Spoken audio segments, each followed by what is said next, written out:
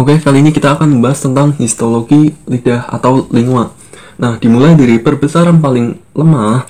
Dari sini kita bisa mengidentifikasi bahwa ini adalah preparat lidah. Yang pertama dimulai dari bagian dalamnya, ya di sini ia tersusun atas otot-otot yang tebal. Nah, kemudian yang kedua dari bagian tunika mukosanya, pada bagian atasnya itu dilapisi oleh epitel-epitel yang membentuk papila. Sedangkan pada bagian bawahnya dia hanya disusun oleh epitel yang rata, nih bentuknya rata. Sedangkan yang bagian atasnya kan kayak gini, ya. Oke. Nah, kemudian struktur yang penting di lidah ini, yang pertama nanti kita akan bahas yaitu papila-papilanya. Nah, papila-papilanya yang pertama itu ada papila fungiformis, kemudian yang kedua papila filiformis, kemudian ada papila. Kemudian nanti di bagian ujung dari lidah itu biasanya ada namanya papila circumvallata, di sini nggak kelihatan. Nah, kemudian pada bagian lidah, pada bagian tengahnya itu tersusun atas skelet muscle. Skelet muscle ini dia tersusun atas 3 bentuk, ya, ada yang longitudinal, sirkular, dan vertikal. Nah, semuanya ini skelet, intinya di tepi. Nah, kemudian di antara skelet ini juga banyak pembuluh darah dan juga jaringan ikat. Nah, kemudian di bawah dari lidah itu biasanya terdapat glandula-glandula lingua. Nah, glandula tersebut itu terdiri atas ductusnya, kemudian sel yang menghasilkan sekret. Di sini ada mucus acinus dan serous acinus. Kalau yang mucus yaitu yang berwarna putih, dia menghasilkan sekret yang kental. Sedangkan kalau yang serous yaitu yang berwarna gelap, dia menghasilkan sekret yang cair. Ini tuh interlobular ductusnya. Kemudian yang panjang gini itu adalah ductus excretoriusnya. Nah, kalau yang interlobular ductus itu berarti ductus yang menghubungkan antar lobus-lobus di sini, ya. Sini kan terdiri atas banyak-banyak lobus. Nah, masing-masing lobus ini dihubungkan oleh interlobular ductus. Oke, kita masuk ke perbesaran yang sedang. Nah, di sini bisa dilihat dua jenis papila, yaitu ada papila filiformis, kemudian papila fungiformis. Nah, perbedaannya itu sangat mencolok. Yang pertama, papila filiformis dari asal katanya fili yang berarti rambut, karena dia bentuknya seperti rambut gini, dia lancip-lancip. Nah, fungsi dari papila filiformis ini dia itu fungsinya untuk memperbesar gaya gesek pada lidah. Soalnya dia kan fungsinya untuk meratakan makanan, kemudian dia juga membantu merobek-robek makanan. Nah, makanya dia kasar, biar makanannya itu semakin mudah untuk dipotong-potong gitu. Nah, kemudian yang kedua itu adalah papila fungiformis. Nah, papila fungiformis ini dari asal katanya dia fungiform, artinya dia mirip dengan jamur.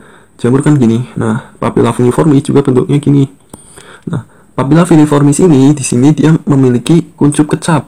Nah, kuncup kecap ini itu fungsinya untuk menerima rasa yang masuk ke mulut. Jadi kalau kita makan, itu ada zat-zat yang masuk ke kuncup kecap ini. Nah, setelah ada zat yang masuk ke kuncup kecap, zat tersebut akan ditangkap oleh serabut saraf. Jadi di kuncup kecap ini ada sarafnya. Nah, dia akan mengalirkannya ke otak sehingga kita bisa tahu ini tuh rasa apa gitu.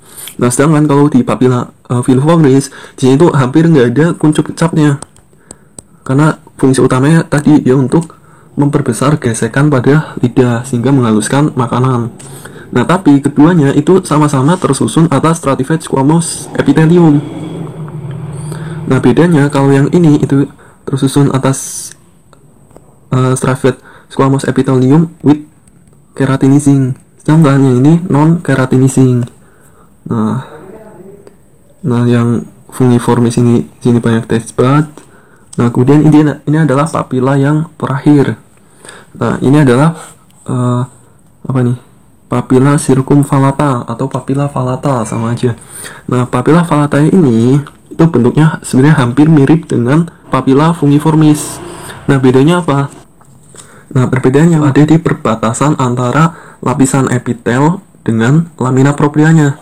Lihat nih, kalau pada papila circumvallata dia memiliki batas yang sangat tegas nih.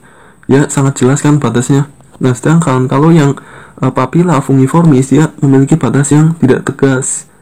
Kemudian yang kedua itu adalah letak taste budnya. atau kuncup kecapnya. Kalau yang papilla circumvallata itu kuncup kecapnya itu berada di antara sulcus ya. Ini namanya sulcus di sini. Nah, kuncup kecapnya itu ada di samping-samping sini. Sedangkan kalau yang papilla fungiformis, kuncup kecapnya itu berada di atas. Tuh. Nah, kemudian untuk membedakannya lagi, yang papilla fungiformis itu biasanya berada di antara papilla filiformis ya. Jadi di sekitarnya filiformis. Nah, sedangkan kalau yang papilla circumvallata itu biasanya samping-sampingnya juga papilla circumvallata itu. Nah, satu lagi perbedaan yang mencolok itu bahwa pada papilla circumvallata di sini terdapat kelenjar-kelenjar pada lamina proprianya. Nah, kelenjar-kelenjar ini itu disebut kelenjar von Ebner. Nah, kelenjar von Ebner ini itu adalah kelenjar jenis serous, artinya dia mengeluarkan sekret cair, dan juga pada sel-selnya dia gelap. Nah, sini terdapat ductusnya dan juga acinus serosanya sendiri. Nah, sedangkan pada papilla fungiformis di sini lamina proprianya itu polos, tidak ada kelenjar pada lamina proprianya. Ya kan, bisa dibedakan.